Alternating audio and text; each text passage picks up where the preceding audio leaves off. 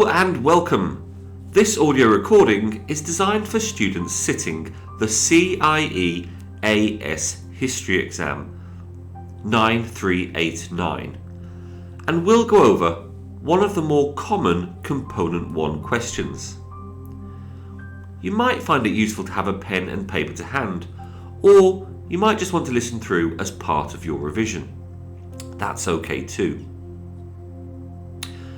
As we've said, today we'll be looking at a question from Component 1. That's the unit entitled Liberalism and Nationalism in Germany and Italy 1848 to 1871. And in particular, we'll be looking at the German side of the course. Today's question then is, why were the German revolutions of 1848 not successful? Now, before answering this and tackling the scope, just remember that this component is worth 40% and there will be two subsection questions. The first would be source-based, worth 15 marks, and the second would expect you to use the sources and your own knowledge and understanding, and this would be worth 25 marks. So, let's get started. Why did the German revolutions of 1848 fail? In any good essay, you should start with a brief introduction, and it's here recommended that you stick to the DCO technique. That is, to define the key terms, give a small amount of context and outline your scope. So, in defining the key terms, you may wish to pick out the word revolution. A revolution is when something goes full circle. Think of revs per minute in a car or revolutions on a clock face. And you may wish to set up a potential knowledge issue later when discussing whether this was a full revolution or not. In terms of context, you need to very briefly outline that you're aware of the events of the revolution. So in March 1848, there were revolutions in Vienna and Berlin against a backdrop of economic crisis and news of Louis Philippe's downfall in Paris. However, by the summer, a counter-revolution had taken place and the tide had begun to turn. And by the spring of 1849, monarchical authority was restored completely. So having defined the key terms and given the context, you now need to briefly outline your three-part scope. And in answering today's question, why did the German revolutions of 1848 fail? This response is going to look at the nature and the policies of the liberals involved, the extent of mass support that the revolution had, and also the strength of conservative forces. So we're giving a three-part scope, and we'll deal with these in terms of PEE, that is to say, point, evidence, and explanation. Although, as we know, better answers will often give two pieces of evidence and two explanations. Okay, point 1. The revolutions failed because of the nature and policies of the liberals involved. Evidence to support this includes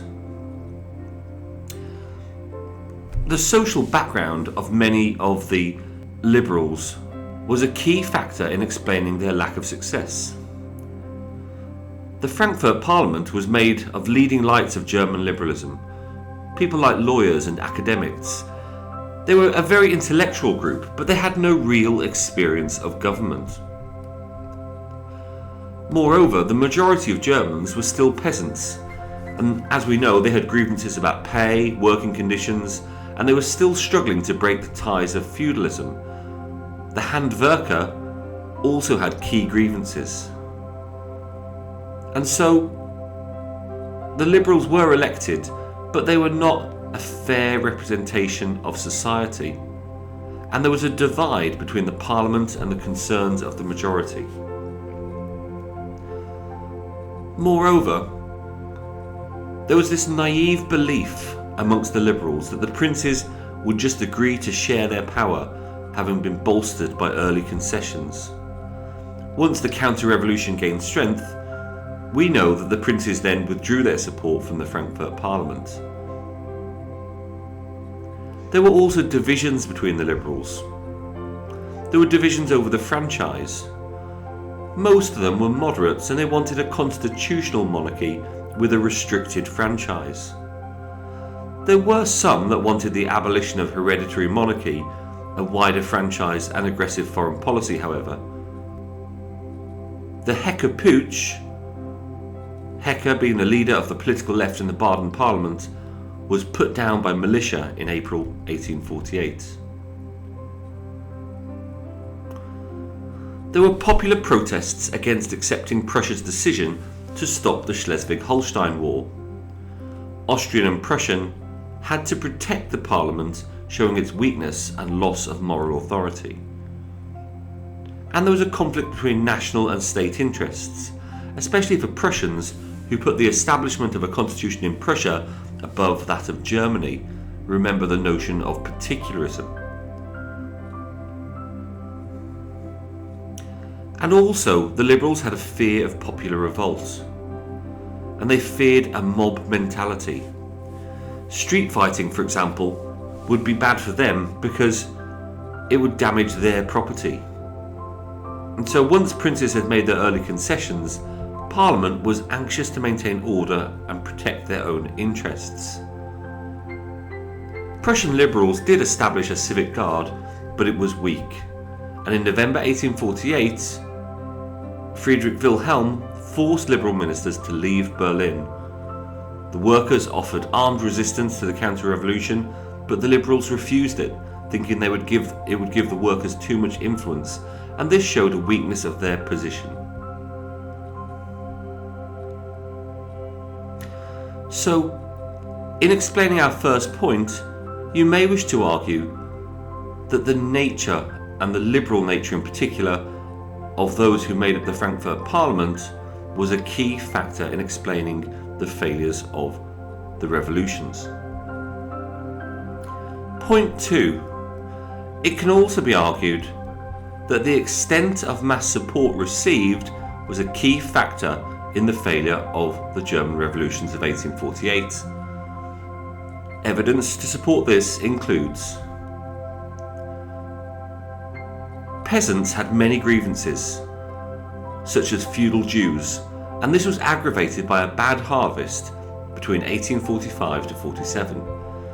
They were essentially conservative, but they were very discontented. And protests did occur, for example in the east, and they refused to perform feudal services and attack castles.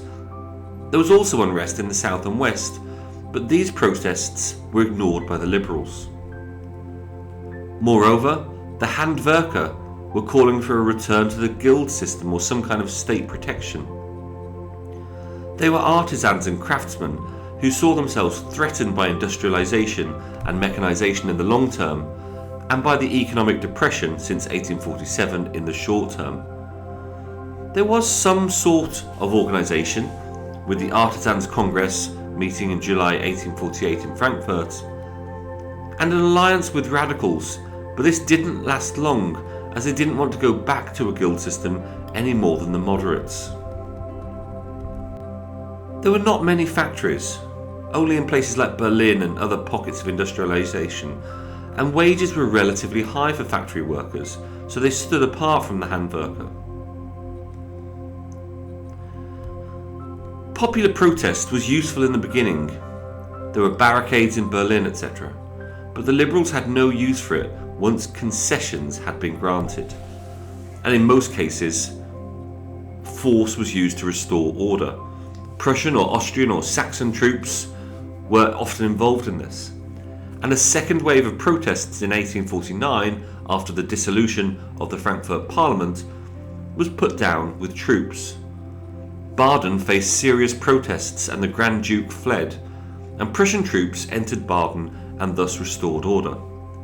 So in explaining our second point, you may wish to argue that the extent of mass support was a key factor in the failure of the German revolutions of 1848.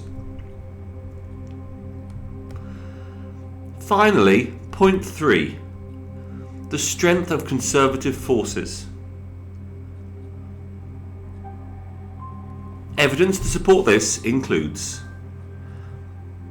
princes retained control of their finances, armies, and administrations. Concessions were granted through choice, so they could rein them in when necessary. Complete internal collapse of an administration is a crucial factor in any successful revolution, but that did not happen here. Ferdinand was described as feeble-minded and an imbecile, and once he abdicated and Franz Joseph took the throne, resolve stiffened considerably in Austria and the counter-revolution gathered pace. Friedrich Wilhelm had been indecisive at crucial moments by withdrawing the army from Berlin instead of just the streets, and was left at the mercy of the crowd, humiliated by wearing the revolutionary flag and saluting those killed in street battles with his own troops. But there were still supporters of the monarchy and people loyal to the crown, conservative advisors and the civil service, to name just two. Junkers were banding together to protect their landed interests, and Windischgratz's crushing of the revolution in Vienna encouraged Friedrich Wilhelm. Moreover, there was reform from above. In the tradition of enlightened absolutism, Friedrich Wilhelm wanted reform. In other words, the king's right to rule maintained, but the rights of individuals also enshrined by law.